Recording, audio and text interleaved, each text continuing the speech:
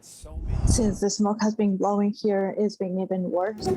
A COVID-19 long hauler says she's locked herself in her room because the smoke seeping into the rest of her home has her gasping for air. And she's not alone. She says patients like her are even struggling indoors. Adriana Patino hasn't left her home in months because of symptoms including low oxygen levels, chest pains, and heart palpitations. And now she's staying in her bedroom, away from windows and a patio door. She rushed to a hospital last weekend when haze settled over Metro Vancouver. I've had to make a run to the ER at some point because I literally could not breathe, like I was suffocating. And there's only so much that the puffers and the steroids and everything can do.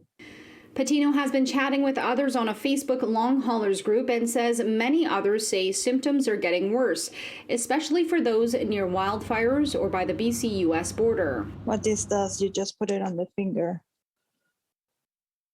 and it shows you the oxygen and the heart rate. 90 is kind of like the limit where you need supplemental oxygen, and then anything below 90 is dangerous.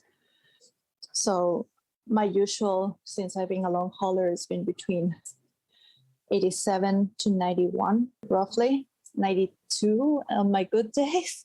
But with the smoke, there's been times, like I said, that it's been hitting 83, 82. What's likely to happen, again, based on what we know, is that if that lung disease, sort of those that persists throughout their lives, which is possible, they're going to be sensitive sort of every year, year in, year out, and are the types of individuals that really need to be very careful in terms of avoiding exposure. We would recommend, if they can, to get an air filter, put it in their home, and to operate that certainly during the smoke season. Patino is dreading the possibility of being further isolated during the wildfire season. While there's more to learn about long COVID and what can make it worse, she warns about the risks of the illness.